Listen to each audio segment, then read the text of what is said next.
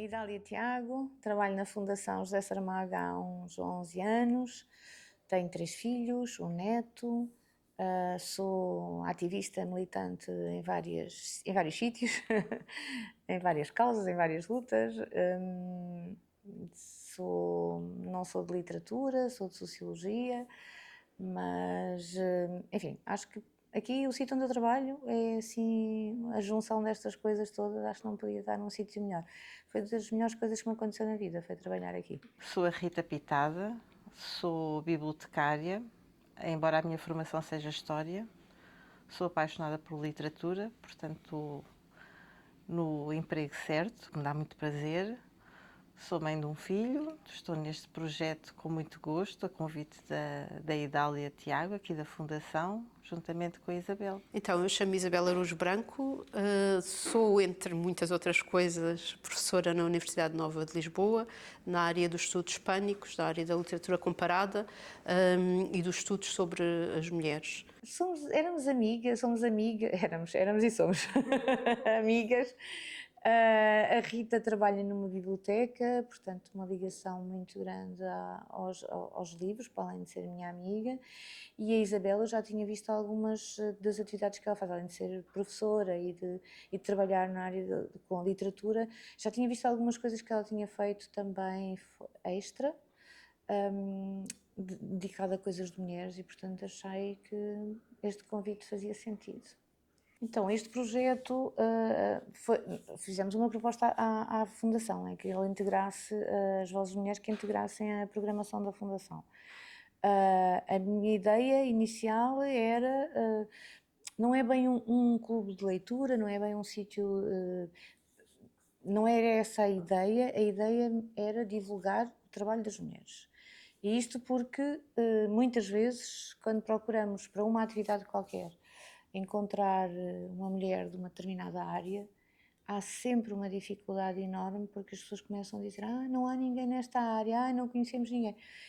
E não é verdade, não é? Elas estão aí, existem, estão menos expostas, são menos conhecidas, mas existem. E, portanto, a ideia era criarmos um espaço onde fosse possível e tivesse como foco, objetivo principal, divulgar o trabalho de mulheres, que pode ser a literatura, de várias áreas. Bom, a nossa escolha foi, reunimos-nos as três e falámos quais eram os objetivos que nós queríamos abordar, sendo que só iríamos falar de trabalhos de mulheres, mas que fossem impactantes, que tivessem sentido, quer na sociedade, quer na luta feminista, sobretudo na luta feminista. Pronto, o ponto foi esse. E cada uma foi dizendo alguns títulos, uns que já conhecíamos, outros que não, mas que achávamos que ia ser interessante. E foi muito consensual e muito orgânico, fomos dizendo e foram ficando. Eu acho que o ponto de partida para na cabeça de todas é mulheres. E depois, acho que nem sequer houve muita dúvida. Começámos a fazer um levantamento de nomes e começaram a aparecer outras. E como começámos a fazer um calendário e algumas coisas iam coincidir com o mês de março, com o mês de abril em Portugal, 25 de abril, portanto acabaram por nos surgir ideias de outras mulheres, do trabalho das mulheres também por estas datas. E foram surgindo naturalmente. Sempre que nos vai aparecendo uma, nós vamos canalizando para um ficheiro para termos as tais que não existem, nós as temos guardadas. Eu acho que a importância de centrar a análise, o discurso, a conversa também descontraída em literatura escrita por mulheres, acho que pode ter aqui vários pontos. Primeiro, por um lado, visibilizar, contribuir de alguma forma para quebrar o silenciamento das mulheres em geral, não apenas das mulheres na literatura, mas das mulheres em geral ao longo do tempo. Há sempre aqui ou tendencialmente uma certa invisibilização de determinados grupos, nomeadamente as classes baixas, as mulheres, seja de classes for. Portanto, falar sobre literatura escrita sobre mulheres, ler, penso que até um dos grandes objetivos desta nossa iniciativa, para além de falar sobre, é ler propriamente os textos, de certa maneira preencher um aparente vazio que na verdade não existe, é apenas uma percepção, porque nós muitas vezes não conhecemos. E por outro lado, e isso permite nos sentirmos aquilo que realmente somos, que somos herdeiros de todas essas gerações que estão para trás, o que inclui mulheres e que inclui mulheres escritoras, poetas, ensaístas, dramaturgas, e portanto conhecermos melhor a nós próprios no nosso papel que nós, hoje em dia, não é? Em pleno século XXI já, sabermos lidar com essa herança e depois também sabermos o que quisermos fazer dela. Toda a gente pode vir, sendo que o que vai ser tratado, lido e falado é trabalho de alguma mulher, uma voz de alguma mulher. As sessões, o objetivo era que fossem espontâneas, mas claro que trabalhámos um bocadinho, dividimos as tarefas entre nós. Uma apresentava muito brevemente a obra, outra falaria sobre a vida da autora, porque não só as obras são bastante interessantes, como a vida delas também. E muito da vida delas também está espelhada nas obras. Portanto, era complementar. E depois as pessoas que assistiram iam fazendo o resto. Bom, as pessoas que vieram assistir, umas conheciam as obras, outras nem tanto. E o objetivo, para além do debate, também era suscitar a curiosidade de quem não conhecia. A projeção das mulheres, da produção criativa das mulheres, acho que ainda está muito aquém do que seria justo, não por serem mulheres, mas pela qualidade, pelo interesse, pela pertinência das obras. E eu acho que, neste caso, se calhar também estamos a contribuir para mudar isso, não é? E quem vem, muitas vezes as pessoas não tinham ainda lido as obras, nós procurámos que as obras estivessem publicadas em Portugal. Muitas vezes as pessoas não tinham lido, mas isso também se resolveu, que começámos a ler, e acho que foi muito bom, porque não há como entrar no texto, para além dos comentários, das apreciações, não há como... Os textos são riquíssimos e valem por si, mais do que a nossa interpretação, a nossa introdução. Acho que os próprios textos podem contribuir para mostrar: isto é muito bom, isto é muito giro, eu quero continuar a ler estes textos, estas autoras, outras autoras, e aí também sempre é possível, passa-palavra, de podermos contar ao amigo, ou à família, ou aos colegas, sugerir. Com as nossas apresentações também íamos lendo pedaços da obra. E às tantas pusemos toda a gente a ler excertos. E acho que quem não conheceu ficou com curiosidade e que foi ler. Quero acreditar que sim, pelo menos manifestaram esse interesse. E pessoas do público também deram grandes contributos, porque foram falando de outras obras e foram complementando as sessões. Foi muito interessante. Por outro lado, podermos pensar, abordar temas que são especificamente de mulheres, mas é natural, como tudo, que saibamos escrever melhor sobre alguma coisa que conhecemos bem. E sendo situações, contextos específicos vividos pelas mulheres, é natural que uma mulher consiga dar conta, consiga refletir, consiga dar pormenores que possam fazer a diferença, que alguém que não vive ou que está mais afastado não consegue. Por exemplo, uma das autoras que nós pegámos, a Luísa Carnés, espanhola, Segunda República, portanto, início do século XX, em Espanha, e percebemos muito bem, ao ler aquele livro, o Tea Rooms, Mulheres Obreras, percebemos porque é que aquilo, quase 100 anos depois, é um êxito enorme quando é reeditado em Espanha. E lá está, é uma autora que esteve, ou que ficam mais ou menos apagadas, uma autora antiga, já crescida, antiga, e que durante muito tempo quase não se fala, e que depois já há uma reedição do trabalho dela e de outras da mesma época em Espanha, e lá está, e voltamos ao mesmo tema, e se calhar isto vai nos acompanhar, vai ser uma coisa que experimentamos e que depois nos vai acompanhar ao longo do trabalho todo e do projeto todo, que é a atualidade da vida das mulheres. Temos descrições dos anos 30, 40 e depois temos a atualidade agora, a comparação com a época agora é assustadora. Que infelizmente para nós tudo aquilo continua a fazer parte da nossa atualidade, infelizmente. O tempo que se demora a chegar de casa para o trabalho, a questão da juventude, enquanto, no fundo, a representação do corpo da mulher enquanto objeto, enquanto beleza e, portanto, enquanto algo de desejo, não a mulher enquanto indivíduo por si. Partir de determinada representação da mulher pode permitir diversificar os pontos de vista, e aqui acho que é importante sublinhar que as mulheres não têm que pensar todas da mesma maneira, não têm que ter todas as mesmas experiências, não tem de haver aqui uma homogeneização,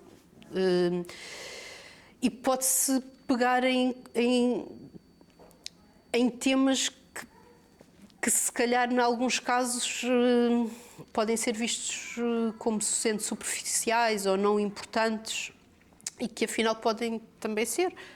Estou a pensar, por exemplo, num dos livros que nós pegámos, A Gorda, de Isabela Figueiredo. É um tema que também estava muito associado ao ano em que nós tínhamos pensado, que eram os 50 anos do 25 de Abril, e o que acontece a seguir à Revolução, e esta ideia do trabalho que ela tinha feito sobre os que vieram das ex-colónias, que é um tema que lá está, que continua a acompanhar-nos, mas o tema do corpo, não é? E da discriminação e da pressão das mulheres há 40 anos, e provavelmente este se calhar até nem melhorou nada com o tempo. O estereótipo do corpo da mulher, o que é não apenas a beleza, mas o que é quase considerado aceitável socialmente. Pensando no Mulheres de Abril, da Maria Teresa Horta, as mulheres camponesas, por exemplo, o papel das mulheres na reforma agrária, o papel das mulheres depois no processo revolucionário em Portugal, portanto, imediatamente antes e os anos que seguiram ao 25 de Abril de 74, por exemplo, como é que vão ganhando consciência social, política. Ainda estávamos muito perto dos 50 anos do 25 de Abril e acho que nos surgiram muito estes trabalhos logo imediatamente. Foi uma coincidência a morte da Maria Teresa Horta pouco tempo antes, foi uma coincidência, mas nós tínhamos pensado nisso exatamente também pelo papel dela pessoal e de trabalho e de luta pelos direitos das mulheres. Portanto, esse calhou mesmo, foi tudo bem, fazia sentido naquela altura. É um trabalho muito especial porque é datado, mas é incrível como nós depois podemos fazer as comparações com estes anos, como é que os direitos os direitos das mulheres chegaram a Portugal de diferente maneira para pessoas diferentes, e portanto é muito, muito curioso esta possibilidade. Estou-me a recordar de um poema muito específico que é a mulher que é reivindicativa na fábrica, que faz frente à entidade patronal, por acaso um homem, um patrão, e que depois volta para casa e depois pensa, espera, mas eu aqui também posso e devo fazer algo equivalente. Eu não posso obedecer de forma acrítica ao marido, mas no fundo às convenções sociais do que é suposto uma mulher fazer no espaço doméstico. e como vai ganhando, através precisamente da sua vivência, como é que vai ganhando essa consciência e como é que vai mudando o seu comportamento e a imagem sobre si própria e do que é suposto ela, enquanto indivíduo, fazer. Estes livros que nós pegamos também pode ter essa vantagem de pensar se isto é uma coisa que há 100 e tal anos já se colocava de uma forma tão clara, como é que nós ainda sofremos exatamente as mesmas coisas, não é? E, portanto, reforçar um certo papel de reivindicativo, não é? Do que fazer, de podermos fazer e da legitimidade, para além da necessidade de fazer. Eu acho que a literatura é muito poderosa. A nossa ideia é continuar, até porque isto é muito pequenino, não é? É muito jovem este projeto. E é uma coisa muito fácil, tem muita mobilidade. Nós podemos fazer isto em qualquer sítio, em qualquer parte. Não há muita limitação de nada, basta termos livros. Portanto, é para continuar sem dúvida nenhuma. E é só acrescentar que é muito fácil nós nos deslocarmos, porque nós só levamos isto, os livros.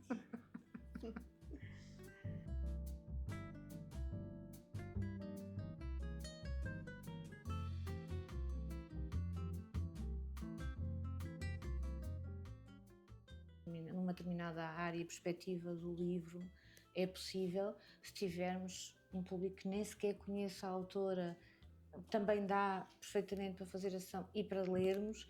Então é uma coisa muito, enfim, que se adapta muito bem, e em relação ao público também serve para qualquer tipo de público. Há uma autora que a gente encontra para falar.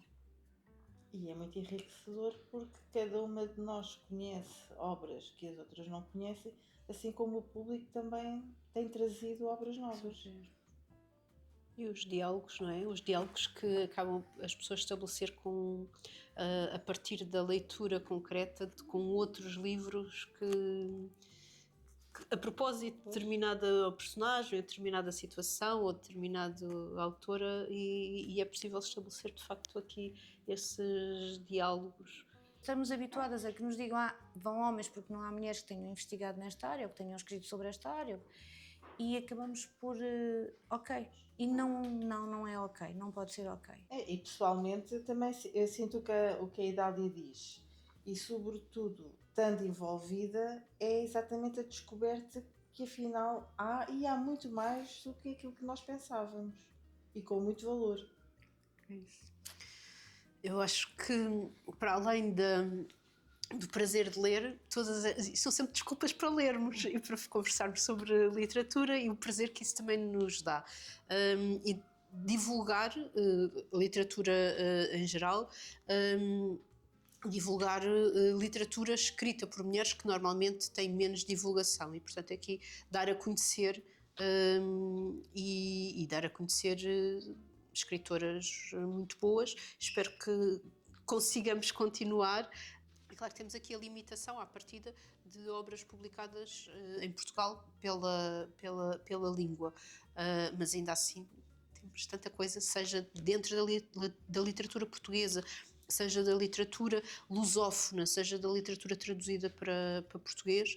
É um universo quase inesgotável. Acho que a gente vai conseguir que ela seja divulgada em mais sítios, e é passando a palavra também que é uma possibilidade. E contando com projetos como o vosso. Já agora, obrigada também pelo vosso interesse. E também será certamente uma forma de chegar a mais leitores e participantes nos ciclos.